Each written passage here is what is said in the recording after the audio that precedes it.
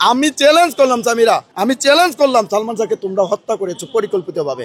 আমিও চ্যালেঞ্জ করলাম, তুমি আজকে থেকে, ঠিক আছে, আজকে থেকে মামলাই চলবে। পৃথিবীতে শ্রেষ্ঠ দোয়া হচ্ছে মায়ের দোয়া, আর সেখানে এক মা, দুঃখিনী মা 29টি বছর কিন্তু লড়ে যাচ্ছেন, যেখানে দুইজন আসামি কিন্তু স্বীকারোক্তি দিয়েছে সালমান শাহ আত্মহত্যা করেনি, সালমান শাহকে পরিকল্পিতভাবে হত্যা করা হয়েছে। যে সালমান শাহকে হত্যা করা হয়েছে এটাই সত্য।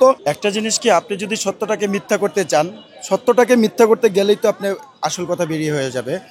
যে সত্যকে মিথ্যায় রূপান্তরিত করতে গেলে আপনার সময় একটু বেশিই লাগে, তাই না? তো মাননীয় আজকে আদালত যেই রায়টা দিলেন, একটা সর্বপ্রথম একটা জিনিস আমার আরও মনে রাখা উচিত, যে পৃথিবীতে শ্রেষ্ঠ দোয়া হচ্ছে মায়ের দোয়া, আর সেখানে এক মা, দুঃখিনী মা 29টি বছর কিন্তু লড়ে যাচ্ছেন। শুধু তিনি যে লড়ে যাচ্ছেন তাই কিন্তু না, উনার সাথে হাজারো লাখো কোটি ভক্ত।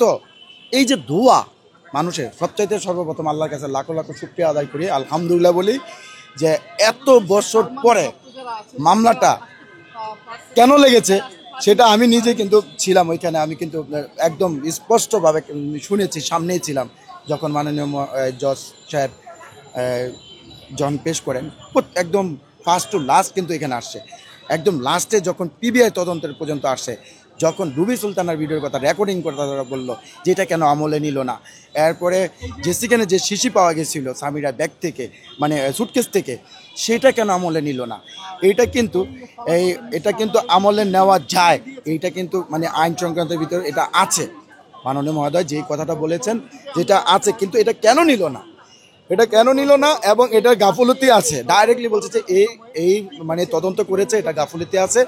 গাফলতির কারণে তাদের কিছু মানুষের গাফলতি, মানে কিছু ওইভাবেই বলেছে যে কিছু গাফলতির কারণে আজকে এই মামলাটা এতদিন যাবৎ এই পর্যন্ত আসছে। আরেকটা কথা হচ্ছে যে আসামির কথা বলা হয়েছে, যেখানে দুইজন আসামি কিন্তু স্বীকারোক্তি দিয়েছে।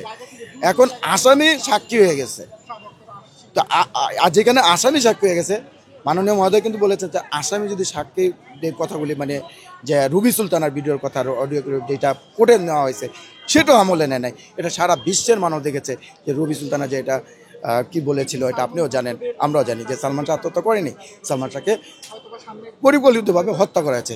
তো সেই হত্যার জয়টা কিন্তু আজকে হলো, যে সালমান শাহকে হত্যা করা হয়েছে, এটাই সত্য।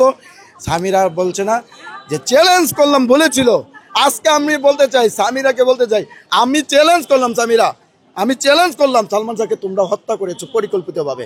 আমিও চ্যালেঞ্জ করলাম, তুমি আজকে থেকে, ঠিক আছে, আজকে থেকে এই হত্যা মামলাই চলবে, এটাই বলেছেন মাননীয় মহোদয়।